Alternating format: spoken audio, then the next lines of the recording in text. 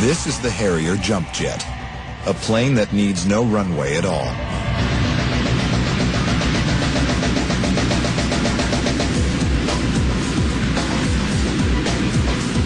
It can do things that no other in-service jet plane can perform. It can take off vertically. It can take off with a short runway. It can even hover. Built originally in the 1960s, the Harrier jump jet revolutionized fighter plane design. Over 800 Harriers have been in service around the globe, taking off from land and sea. My name's Squadron Leader Jim Provost. I'm a Harrier pilot on one squadron. I've been flying for approximately 12 years, and I joined the Harrier in 1994. The Harrier concept came about many, many years ago during the Cold War. Its design was to be able to take off from very short surfaces, to land vertically in case there were no runways to make use of. And we're talking about a concept that was in the 50s, and yet it's still going into the 21st century. What makes the Harrier special is the fact that it can land vertically. It can land on a ship, it can land in a clearing in a wood, which makes it very special. The reason that the Harrier can perform these incredible maneuvers is its extraordinary engine system. There are 2 air intakes, but only one massive Rolls-Royce Pegasus engine. First point to note is that there's only one engine on the Harrier. People often make the mistake thinking that there are 4, but there aren't. You see through the intake here, there's the Pegasus engine. It's a big engine and provides all of the thrust for the aircraft. If you look down the right-hand side, we can see what we call the nozzles. We've got a hot nozzle at the back here and a cold nozzle at the front. Same on both sides, so we have 4 nozzles that take the thrust from the one engine. What that does, it provides normal thrust for forward flight, just like any other fast jet. And if we bring the nozzles down, which you can control from the cockpit, that gives you your thrust for your vertical landings and your vertical takeoff. The plane's entire weight is supported on the downward thrust of its engine. When the Harrier comes to the hover, obviously most of the thrust goes from the engine to the 4 nozzles on the fuselage. What we need to do once it's in the hover is control it. The way we do that is by diverting some of the thrust to the puffer ducts, as we call them. We have puffer ducts in the wingtips, puffer ducts in the tail, and also the nose. And what that does is provide control in all axes whilst it's in the hover. If you didn't have that, then the aircraft would just fall out of the sky. It'd be on a pillar of thrust, and you'd not be able to control the roll, or the pitch, or the yaw. By blasting small amounts of thrust out of these puffer ducts, the pilot can balance the plane in hover and can even use them to perform delicate maneuvers. He can even get it to fly backwards.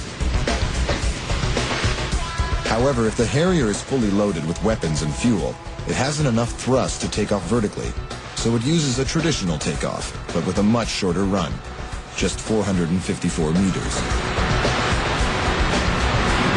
When hovering, the Harrier needs constant pilot input.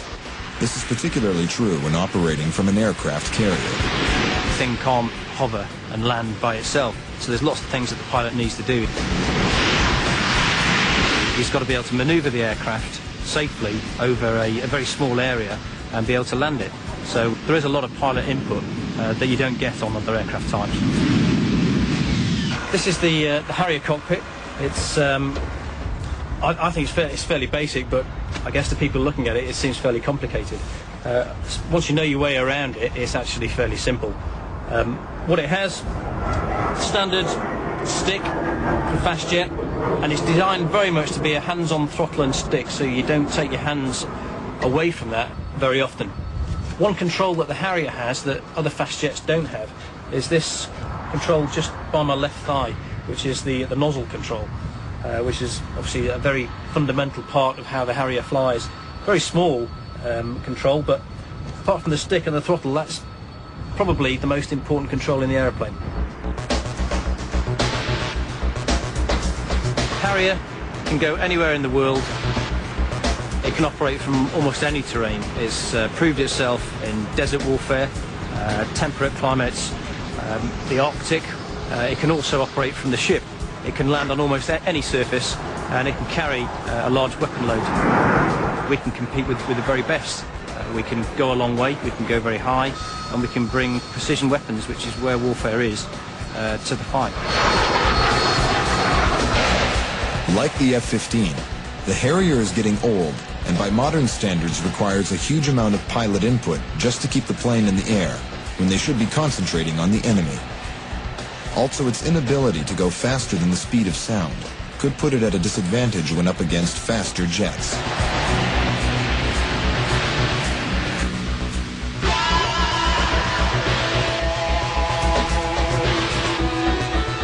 The answer is the F-35, the Joint Strike Fighter, the only aircraft in the world that is supersonic and can take off and land vertically.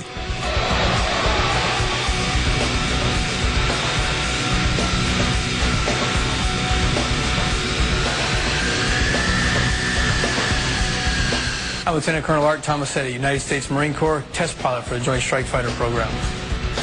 In 2001, Lieutenant Colonel Tomasetti achieved a real milestone in aviation history. Flying the prototype JSF, he was the first man to do a short takeoff, followed by supersonic flight, finishing with a vertical landing, all in one mission. It showed the versatility of the airplane to be able to have a supersonic capability, but still have the capability to land anywhere and take off from just about anywhere it provides you. The JSF achieved this extraordinary feat due to its unique engine system, which is based on the same principles as the Harrier. The engine has a large rear nozzle that can be directed both backwards and downwards. But it also incorporates a new piece of technology that the Harrier doesn't have, a massive fan just behind the pilot, powered by the engine. The lift fan allows a tremendous amount of thrust to be harnessed out of the propulsion system and give the airplane a capability to do its vertical part of its work with a lot more payload than we've ever experienced in airplanes before. To take off vertically, hover, and land, doors open along the fuselage, and air is sucked down by the fan and pushed out the bottom of the plane. So the aircraft balances on two pillars of thrust. The rear nozzle, in addition to pointing straight down, can twist in yaw, which allows the airplane to pivot in the sky and perform 360-degree turns. The airplane can fly sideways, the airplane can fly backwards just by vectoring the rear nozzle. This propulsion system is controlled by computers. Unlike previous airplanes, for example in the Harrier, where the pilot has been responsible for controlling the thrust vector and making the inputs required to have the airplane do all those maneuvers, the JSF airplane, the pilot's just going to ask for go forward, go backwards, turn left, turn right, and the computers now are responsible for wiggling all the parts in the airplane necessary to achieve that maneuver. The use of onboard computers to help fly the plane is now essential in all strike planes and has totally revolutionized the face of air combat. Computers are now used to fly planes that humans simply couldn't keep in the sky.